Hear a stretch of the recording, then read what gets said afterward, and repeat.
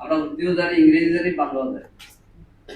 এই জন্য আলেম হচ্ছে আমাদের নির্বোধ মনে করার কিছু নাই। আমরা দেশ করতে চাই, ঠিক, দেশের নেতৃত্ব দিতে চাই। ইনশাআল্লাহ, এই দেশের নেতৃত্ব ওলামায়ে কেরাম দেবে ইনশাআল্লাহ।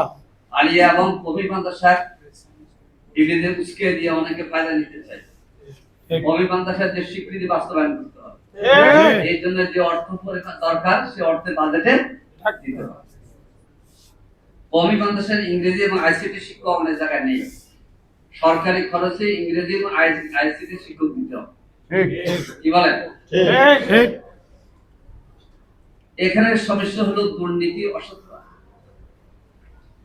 দুর্নীতির বিরুদ্ধে কথা বলে কে? ওলামায়ে কেরাম। আজকে নির্বাচনও আসছে, দুইজন এমপি প্রার্থী এখনো এমপি শপথ নিতে পারে না। জানেন কি জন্য? ঋণ খেলাপ চ্যালেঞ্জ করতেছি। ঋণ খেলাপিদের মধ্যে একজন আলেমও নাই। একজন আলেমও নাই। আমি চিন্তা করতেছিলাম যে আলেম বা জাকির ভাই আবার আছে কিনা। ঋণ খেলাপির মধ্যে একজন আলেমও নাই। তাই আমরা যে একবার সাথে এমনটা না, আমাদের মধ্যে তুমি থাকবো, আত্মসমালোচনা থাকবে।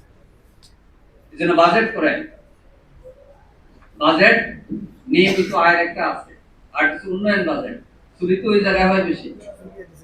28 লক্ষ কোটি টাকা পাচার করে ভারতে পালিয়ে আছে, ইংল্যান্ডে পালিয়ে। ইসলামী ব্যাংক দারিদ্র বিমোচনের জন্য কাজ করে, কর্মসংস্থানের জন্য কাজ করে। সেই ব্যাংকে ধ্বংস করার জন্য বর্তমান সরকার পৃষ্ঠপোষকতা দিচ্ছে। আলম ব্যাংক দাতো সে আসালমকে আনার জন্য আবার পায় তারা ইসলামী ব্যাংক ধ্বংস হয়ে যায়। ইসলামী ব্যাংক এই দেশের অর্থনৈতিক উন্নয়নে প্রধান ব্যাংক হিসেবে আবির্ভূত হয়েছে। এই জন্য আমরা মনে করি বাংলাদেশের অর্থনীতির আরেকটা স্তরের অর্জন হবে যাকাত ভিত্তিক অর্থনীতি। আমরা প্রধানমন্ত্রী দেখেছি, উনি আলেমদের দেখে কথা বলেছেন, আপনি যাকাত ভিত্তিক অর্থনীতি চালু করেন। সূরা তাওবার 60 নম্বর আয়াতে উল্লেখিত যাকাতের যে খাতগুলো আছে, এই বর্ণিত খাতগুলোতে যাকাতের অর্থ সরবরাহ করেন, দারিদ্র বিমোচন হবে। ঈমান বিক্রি করে উন্নয়ন টাকা আনা লাগবে। আজকে কথা বলে শেষ করছি যে আগামী বাজেটে যেন আলেম ওলামাদের যে কথা, যে বক্তব্য একটু স্থান পায়।